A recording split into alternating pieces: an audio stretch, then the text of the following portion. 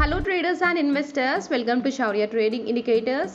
ఈ వీడియోలో నేను ఒక చాలా ఇంపార్టెంట్ టాపిక్ అండి అండ్ ప్రతి ట్రేడర్కి హెల్ప్ఫుల్ అయ్యే టాపిక్ గురించి చెప్పబోతున్నాను. అండ్ టాపిక్ వచ్చేసి సైడ్ వేస్ మార్కెట్ అండ్ అలాగే నో ట్రేడ్ జోన్స్ని ఎలా ఐడెంటిఫై చేయాలో చెప్తాను. సో వీడియోని స్కిప్ చేయకుండా ఎండ్ వరకు వాచ్ చేయండి, మీకు తప్పకుండా హెల్ప్ఫుల్ అవుతుంది. సో నేనైతే లైవ్ మార్కెట్లో ఉన్నానండి అండ్ నేను బిట్ కాయిన్ చార్ట్ ఓపెన్ చేశాను అండ్ టైం ఫ్రేమ్ వచ్చేసి 5 minutes. అండ్ నేను ఈ వీడియో రికార్డ్ చేసిన డేట్ వచ్చేసి 30th Jan అండి అండ్ టైం వచ్చేసి 6:45 అవుతుంది. సో బిట్ కాయిన్ చూడండి, 30th Jan రోజు మార్నింగ్ 6:05 నుండి ట్రెండ్ బుల్లిష్గా ఉంది. సో 6:05 నుండి చూస్తే నియర్లీ 2000+ పాయింట్స్ మనం బిట్ కాయిన్లో అప్ సైడ్ మూమెంట్ చూసామండి కదా. అండ్ తర్వాత అయితే బిట్ కాయిన్ కంప్లీట్ సైడ్ వేస్గా ఉందండి. నేను రికార్డ్ చేసిన వరకు అంటే 7 hours నుండి బిట్ కాయిన్ సైడ్ వేస్గానే ఉందండి. సో బిట్ కాయిన్ చూడండి 770 పాయింట్స్ రేంజ్లోనే కన్సాలిడేట్ అవుతూ ఉంది కదండి. సో ఇలా నాలాగా మీరు కూడా నో ట్రేడ్ జోన్ని ఎలా ఐడెంటిఫై చేయాలో ఈ వీడియోలో చెప్తానండి, ఓకేనా. సో మన ఇండికేటర్స్ ప్రకారంగా అంటే శౌర్య ట్రెండ్ రివర్సల్ ఇండికేటర్ ప్రకారంగా మనం ప్రైస్ ఎక్కడ నుండి రివర్స్ అవుతుందో ఐడెంటిఫై చేయొచ్చు. అది ఎలా అంటే మన ఇండికేటర్లో ఆటోమేటిక్గా support and resistance levels plot అవుతూ ఉంటాయి, అవునా. సో ఇక్కడ కనిపిస్తున్న గ్రీన్ కలర్ బాక్స్ మన సపోర్ట్ లెవెల్స్ అండి అండ్ అలాగే ఇక్కడ పైన కనిపిస్తున్న రెడ్ కలర్ బాక్స్ ఉంది కదా, అది రెసిస్టెన్స్ జోన్ మనకి. సో బిట్ కాయిన్ చూడండి మార్నింగ్ 10:05కి ఒక సపోర్ట్ జోన్ ఫామ్ అయిపోయింది అండ్ అలాగే 11:40కి ఒక రెసిస్టెన్స్ జోన్ కూడా ఫామ్ అయిపోయింది కదండి.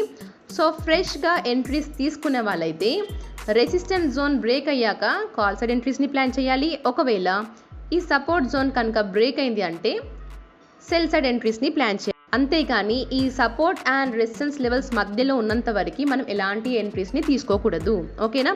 సో నేనేం చేశానంటే ఈ సపోర్ట్ అండ్ రెసిస్టెన్స్ లెవెల్స్ని జాయిన్ చేస్తూ ఒక రెక్టాంగులర్ బాక్స్ని డ్రా చేసుకున్నాను, ఓకేనా.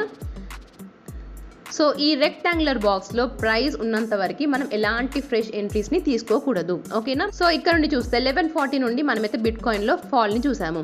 అండ్ ఎప్పుడైతే బిట్ కాయిన్ ప్రీవియస్గా ఫామ్ అయిన సపోర్ట్ లెవెల్కి వచ్చిందో అక్కడ నుండి సపోర్ట్ తీసుకొని మళ్ళీ హై సైడ్ వెళ్ళింది అండ్ మళ్ళీ సెల్ లెవెల్కి వెళ్ళగానే అక్కడ నుండి రిజెక్షన్ ఫేస్ చేసి మళ్ళీ ప్రీవియస్గా ఏదైతే సపోర్ట్ ఉందో అక్కడి వరకు వచ్చింది అండ్ మళ్ళీ 6:10 తర్వాత అంటే 6:50 నుండి మళ్ళీ బిట్ కాయిన్ రివర్స్ అవుతుంది. సేమ్ మళ్ళీ ఇప్పుడు కూడా సెల్లార్ లెవెల్లోనే ఉందండి, అవునా. సో ఎప్పుడైనా సరే price support and resistance levels మధ్యలో నారో డిస్టెన్స్ ఉంది అనుకోండి, ఆ కంప్లీట్ జోన్ని నో ట్రేడ్ జోన్ లాగా ప్లాట్ చేయండి, ఓకేనా. అండ్ ఈ నో ట్రేడ్ జోన్లో మనం ఎలాంటి ఫ్రెష్ ఎంట్రీస్ని తీసుకోకూడదు, ఓకేనా. ఒకవేళ ఇప్పుడు నేను 5 minutes టైం ఫ్రేమ్ యూస్ చేస్తున్నాను కాబట్టి ఒక 5 minutes క్యాండిల్ ఈ సపోర్ట్ జోన్ కింద క్లోజ్ అయింది అనుకోండి, మనం సెల్ సైడ్ ఎంట్రీని ప్లాన్ చేయొచ్చు. అండ్ మన ఫస్ట్ టార్గెట్ వచ్చేసి నెక్స్ట్ కనిపిస్తున్న సపోర్ట్ జోన్ మన ఫస్ట్ టార్గెట్ అవుతుంది, ఓకేనా. ఒకవేళ మనం కాల్ సైడ్ ఎంట్రీస్ని ప్లాన్ చేయాలనుకోండి, ఈ పైన ఉన్న రెసిస్టెన్స్ జోన్ ఉంది కదా, ఈ రెసిస్టెన్స్ జోన్ ఎబో ఒక 5 minutes క్యాండిల్ క్లోజ్ అవ్వాలి. క్లోజ్ అయ్యాక మాత్రమే నెక్స్ట్ క్యాండిల్ పైన ఎంట్రీ తీసుకుంటాము అండ్ ఇక్కడ పైన కనిపిస్తున్న రెసిస్టెన్స్ జోన్ మన ఫస్ట్ టార్గెట్ అవుతుంది, ఓకేనా. సో ఇలా మీరు నో ట్రేడ్ జోన్ కనుక ప్లాట్ చేయడం అలవాటు చేసుకున్నారనుకోండి, ఖచ్చితంగా ట్రేడ్స్ తీసుకోకుండా ట్రాప్ అవ్వకుండా ఉంటారు, ఓకేనా.